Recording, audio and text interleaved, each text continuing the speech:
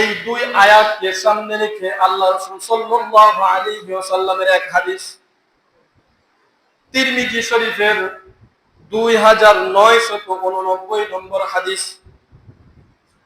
হাদিসটি আবু হুরায়রা রাদিয়াল্লাহু তাআলা আনহু থেকে বর্ণিত।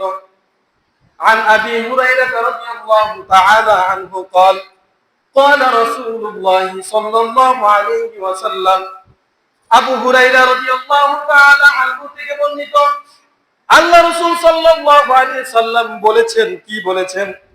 ইয়া আইয়ুহান নাস, হে মানুষ সকল, মানে আমরা সবাই, হে মানুষ সকল, ইন্নাল্লাহা তাইয়্যিবুন, নিশ্চয় আল্লাহ তাআলা পবিত্র। কে বলছেন? নবীজি বলছেন, ইন্নাল্লাহা তাইয়্যিবুন, আল্লাহ তাআলা পবিত্র। ওয়ালা ইয়াকবালু ইল্লা তাইয়্যিবান, আল্লাহ তাআলা যেহেতু পবিত্র, তিনি পবিত্র ছাড়া অপবিত্র কোনো কিছু কবুল করেন না। ওয়ালা ইয়াকবালু, কবুল করেন না, ইল্লা তাইয়্যিবান, তবে কবুল করেন, ইল্লা মানে তবে, তাইয়্যিবান পবিত্র জিনিসটাই কবুল করেন, অপবিত্র বা হারামটাকে আল্লাহ তাআলা কবুল করেন। সুস্পষ্ট, কোরআন থেকেও সুস্পষ্ট, হাদিস থেকেও সুস্পষ্ট। এরপরে কি বলছে দেখেন, ওই যে আমাদের একটা প্রশ্নের উত্তর দিচ্ছে যে নবীরা তো অপবিত্র খায় নাই, তারা তো হারাম খায় নাই, হালাল খেয়েছে, তারপরেও আল্লাহ তাআলা কেন নবীদেরকে বললেন ইয়া আইয়ুহার রাসূলু কুলু মিনাত তাইয়্যিবাত? এর উত্তর দিচ্ছেন, ওয়া ইন্নাল্লাহা আমারাল মুমিনিন বিমা আমারা বিহিল মুরসালিন। এর উত্তর কি দিচ্ছেন দেখেন, ওয়া ইন্নাল্লাহা, নিশ্চয় আল্লাহ তাআলা, আমারাল মুমিনিন, মুমিনদেরকে যে বিষয়ে আদেশ করেছেন, বিমা আমারা বিহিল মুরসালিন, ওই বিষয়ে রাসূলদেরকেও আদেশ করেছেন। সুবহানাল্লাহ। আবারও প্রমাণিত হয়ে গেল কোরআনের পাশাপাশি হাদিসের দরকার আছে। অনেকদিন আগে একবার বলেছিলাম না, শুধু কোরআন নিয়ে কেউ পৃথিবীতে বাঁচতে পারে, চলতে পারবে, তাকে হাদিসের দরকার আছে। আল্লাহ রাসূল সাল্লাল্লাহু আলাইহি সাল্লাম ওই দুই আয়াতের ব্যাখ্যা করে দিলেন। বর্ণনাকারী সাহাবী বলেন,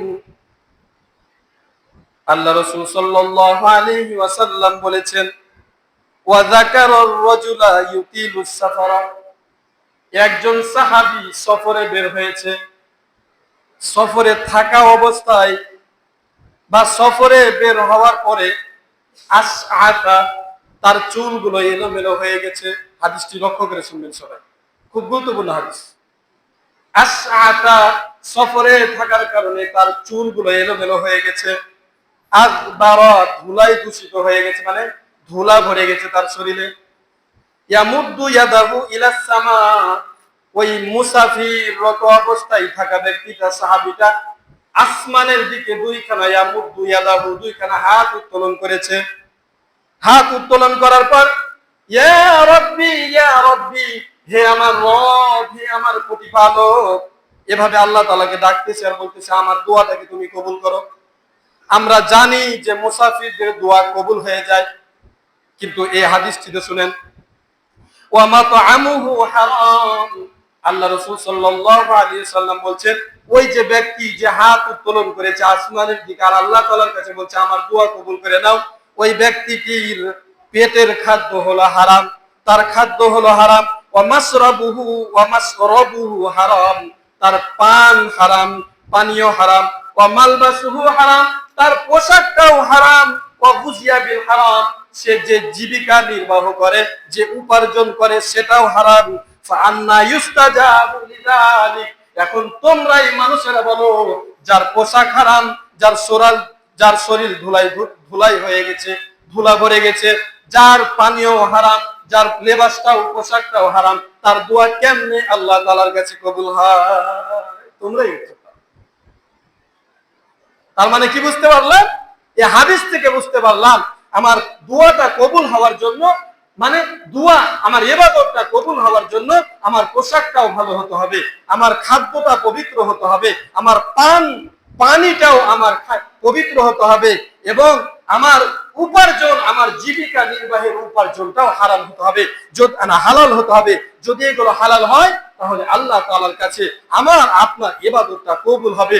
নচেত ওয়ালা ইয়াকবালু ইল্লা তাইয়িবান, পবিত্র ছাড়া আল্লাহ তাআলা কোনো কিছুই কবুল করেন না, আমারটাও কবুল হবে না।